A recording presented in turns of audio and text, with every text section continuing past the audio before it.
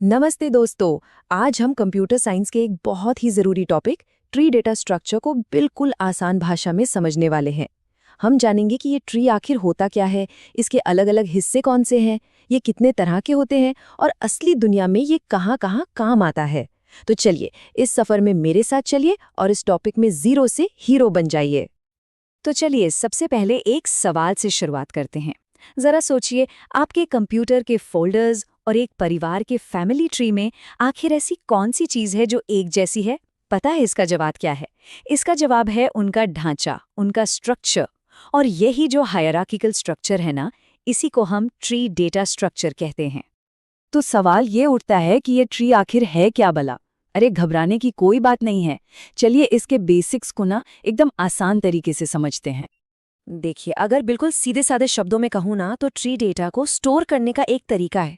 ये non linear है, जिसका मतलब है कि डेटा एक सीधी लाइन में नहीं रखा होता, और ये हायरार्कल होता है, जिसका मतलब है कि डेटा एक के नीचे एक सिस्टम में जमा होता है, बिल्कुल एक कंपनी के सीईओ की तरह और उनके नीचे काम करने वाले एम्प्लॉयज की तरह। ठीक है, पर सवाल ये है कि हमें ट्री की ज़रूरत ही क्यों पड़ती है?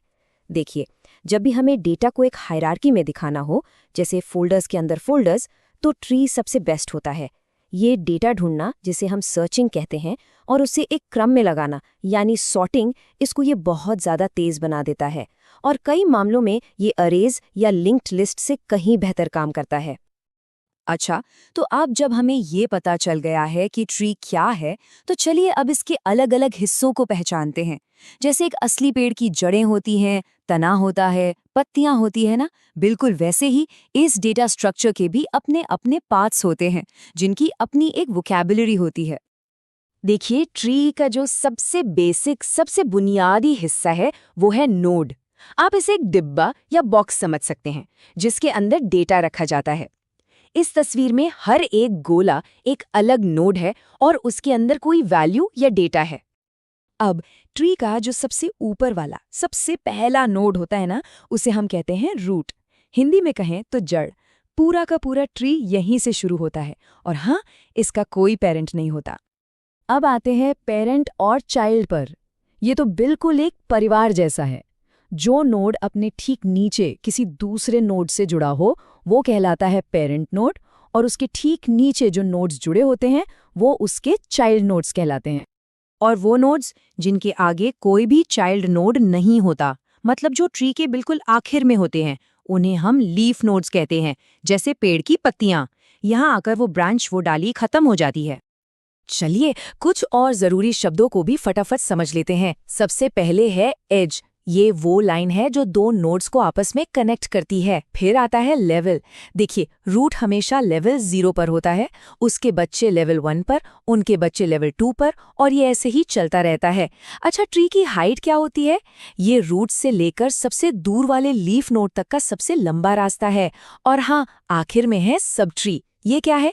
ये किसी भी नोड और उसके नीचे के सारे नोड्स को मिलाकर बनता है। समझ लीजिए एक बड़े पेड़ के अंदर ही एक छोटा सा पेड़। तो जैसे एक जंगल में आम, नीम, पीपल, अलग अलग तरह के पेड़ होते हैं, वैसे ही डेटा स्ट्रक्चर्स की दुनिया में भी अलग अलग कामों के लिए अलग अलग तरह के ट्रीज होते हैं। वैसे तो एवीएल ट्री और हीप ट्री जैसे कुछ एडवांस ट्रीज भी होते हैं, पर आज हम अपना ध्यान बेसिक्स पर ही रखेंगे। देखिए, सबसे आम जो फर्क है वो है जनरल ट्री और बाइनरी ट्री में। जनरल ट्री में क्या होता है? एक पेरेंट के कितने भी बच्चे, कितने भी चिल्ड्रन हो सकते हैं, कोई रोक टोक नहीं।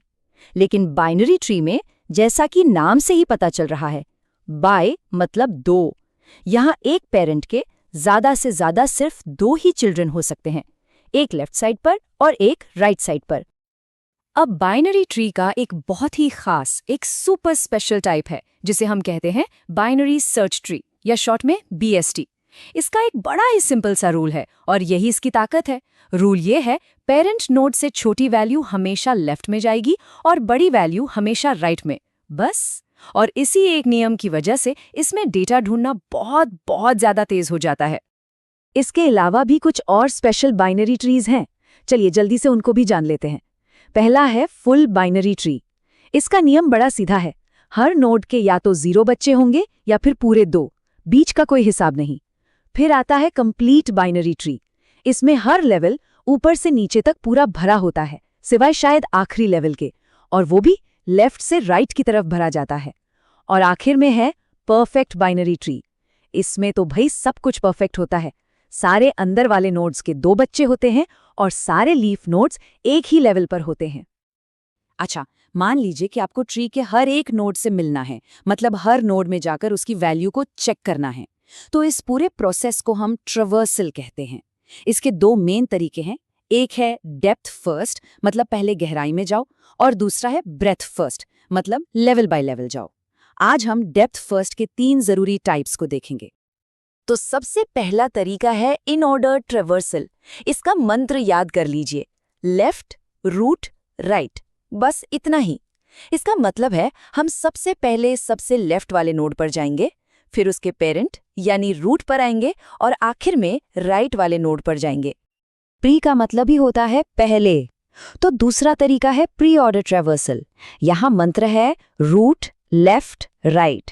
तो जैसा नाम वैसा काम। हम सबसे पहले रूट नोड को विजिट करते हैं, फिर पूरे लेफ्ट सबट्री को निपटाते हैं और फिर राइट सबट्री पर जाते हैं। पोस्ट का मतलब होता है बाद में।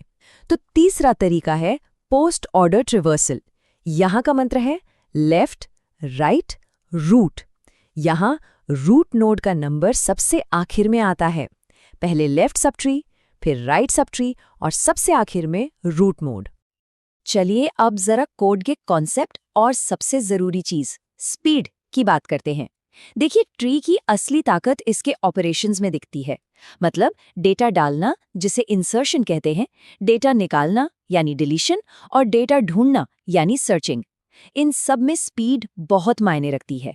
हम ट्री बनाते ही इसलिए हैं ताकि हमारा प्रोग्राम फास्ट और एफिशिएंट चले। अब जरा इस स्लाइड पर ध्यान दीजिए। एक बैलेंस्ड ट्री, मतलब जिसमें डेटा दोनों तरफ बराबर फैला हुआ है, वहां सर्चिंग बहुत तेज होती है। टेक्निकली इसे हम O ऑफ log n कहते हैं। अब ये O ऑफ log n क्या है? इसका सीधा सा मतलब ये है कि हर स्टेप पर आप आधी गलत पॉसिबिलिटीज को हटा देते हैं, बिल्कुल वैसे ही जैसे डिक्शनरी में कोई शब्द ढूंढते हैं। लेकिन अगर ट्री स्क्यूड हो, मतलब एक तरफ झुका हुआ हो, तो स्पीड O ऑफ n हो जाती है। यानी आपको एक एक करके सब कुछ चेक करना पड़ सकता है, जो कि बहुत ही स्लो है। और ये स्लाइड एकदम साफ साफ दिखा रही है कि ये फर्क क्यों है। देखिए, बैलेंस ट्री की हाइट कम रहती है तो मंजिल तक जल्दी पहुंच जाते हैं, जबकि स्क्यू ट्री क्या करता है, ये एक लंबी चेन बन जाता है, लिंक्ड लिस्ट जैसा, और फिर इसमें सर्चिंग करने में उतना ही टाइम लगता है जितना एक नॉर्मल लिस्ट में लगता है। तो ट्री का फायदा ही खत्म हो गया। तो हमने इतना कुछ तो सीख लिया, पर इसका असली दुनिया में इस्तेमाल क्या है और आपके एग्जाम्स के लिए क्या जरूरी है, चलिए अब ये देखते हैं। यकीन मानिए, ट्रीज हर जगह हैं। आपके कंप्यूटर का फाइल सिस्टम, सोचिए फोल्डर्स के अंदर फोल्डर्स, ये एक ट्री है। किसी भी वेबसाइट का स्ट्रक्चर, जिसे हम HTML DOM कहते हैं, वो भी एक ट्री है। डेटाबेसेस में डेटा को तेजी से ढूंढने के लिए जो इंडेक्सिंग होती है, AI में फैसले लेने वाले डिसीजन ट्रीज, ये सब के सब ट्री का ही तो कमाल है। अब ये बात बिल्कुल गांठ बांध लीजिए। ये आपके एग्जाम्स और इंटरव्यूज का, समझ लीजिए, ब्रह्मास्त्र है। इंटरव्यूअर्स ये सवाल बहुत पूछते हैं। अगर आप एक बाइनरी सर्च ट्री यानी BST का इन ऑर्डर ट्रैवर्सल करते हैं, तो आपको जो डेटा मिलेगा वो हमेशा सॉर्टेड मिलेगा, मतलब बढ़ते हुए क्रम में। Always, no exceptions.